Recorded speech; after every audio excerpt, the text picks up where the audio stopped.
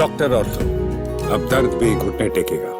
लोकसभा में नेता प्रतिपक्ष राहुल गांधी एक बार फिर आक्रामक तेवर में हैं। केंद्र की मोदी सरकार पर गंभीर आरोप लगाकर उन्होंने राजनीतिक माहौल को गरमा दिया है।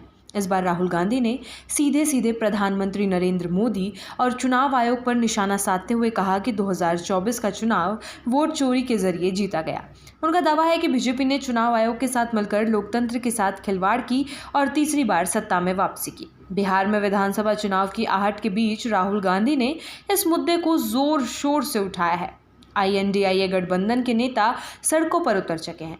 प्रियंका गांधी, अखिलेश यादव, तेजस्वी यादव सहित विपक्ष के कई बड़े चेहरे सरकार को घेरने में जुटे हैं। संसद से लेकर सड़क तक विरोध दर्ज किया जा रहा है। सोशल मीडिया पर कांग्रेस ने राहुल गांधी के भाषणों और आरोपों के वीडियो क्लिप जमकर शेयर किए हैं ताकि माहौल बनाया जा सके। लेकिन बड़ा सवाल यही है कि राहुल के इतने गंभीर आरोपों के बावजूद आम जनता सड़कों पर क्यों नहीं उतर रही है। जो आक्रोश विपक्ष में दिख रहा है वो जनता के बीच नजर नहीं आ रहा।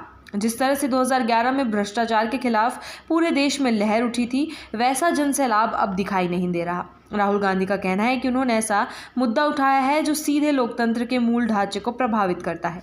चुनाव आयोग ने उनसे इन आरोपों के प्रमाण मांगे हैं। उन्होंने कहा कि अगर चुनाव आयोग स्वतंत्र संस्था है तो उसे जवाब देना होगा कि बीजेपी के पक्ष में क्यों झुकी नजर आई। लेकिन कई राजनीतिक विश्लेषकों का मानना है कि राहुल के आरोपों में गंभीरता जरूर है, पर जनता की स्मृति में कांग्रेस की पुरानी छवि अब भी धुंधली नहीं हुई है। बोफोर्स, 2G, CWG और कोल स्कैम जैसे घोटालों ने कांग्रेस की छवि को जिस तरह नुकसान पहुंचाया था वो आज भी लोगों के जहन में ताज़ा है। कांग्रेस अब सत्ता विरोधी लहर खड़ी करना चाह रही है, लेकिन उसे जनता का अपेक्षित समर्थन नहीं मिल पा रहा। एक वर्ग ये भी कहता है कि राहुल गांधी के ये आरोप पूरी तरह नए नहीं हैं। चुनाव प्रक्रिया को लेकर पहले भी सवाल उठते रहे हैं। चुनाव आयोग स्वयं मान चुका है कि इतनी बड़ी प्रक्रिया में कुछ तकनीकी या मानवीय गलतियां हो सकती हैं। इसके अलावा आलोचकों का कहना है कि राहुल जिस वोट चोरी की बात कर रहे हैं वैसी ही शिकायतें पहले कांग्रेस के राज में भी होती रही हैं। बूथ कैप्चरिंग का आरोप कई बार खुद कांग्रेस की सरकारों पर भी लग चुका है। राहुल गांधी का कहना है कि चुनाव आयोग बीजेपी के दबाव में काम कर रहा है। वहीं सत्ता पक्ष इसके जवाब में 1987 की एक घटना का हवाला देता है, जब शिवसेना प्रमुख बाला साहेब ठाकरे के एक भाषण को आधार बनाकर उन्हें चुनाव लड़ने और वोट डालने से 5 साल के लिए प्रतिबंधित कर दिया गया था। उस समय चुनाव आयोग के अधिकारियों में MS गिल और जेम्स लिंगदो शामिल थे, जिनमें से गिल बाद में कांग्रेस सरकार में मंत्री बने। सत्ताधारी दल इसे चुनाव आयोग की निष्पक्षता पर सवाल उठाने के लिए उदाहरण के तौर पर पेश करता है। राहुल गांधी इससे पहले भी कई बड़े मुद्दों को उठाते रहे हैं, जैसे राफेल डील, जिसमें उन्होंने चौकीदार चोर है का नारा दिया था, लेकिन वो मुद्दा भी जन समर्थन जुटाने में विफल रहा।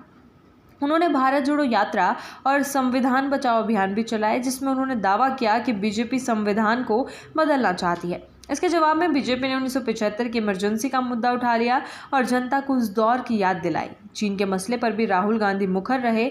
उन्होंने आरोप लगाया कि चीन ने भारत की 4000 वर्ग किलोमीटर की जमीन पर कब्जा कर लिया है। इस पर सुप्रीम कोर्ट ने राहुल गांधी से सवाल पूछा कि उन्हें इसकी जानकारी कैसे मिली।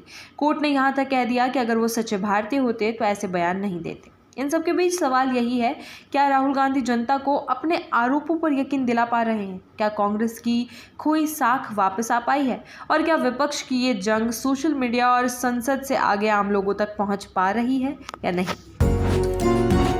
डॉक्टर ऑर्थो, अब दर्द भी घुटने टेकेगा।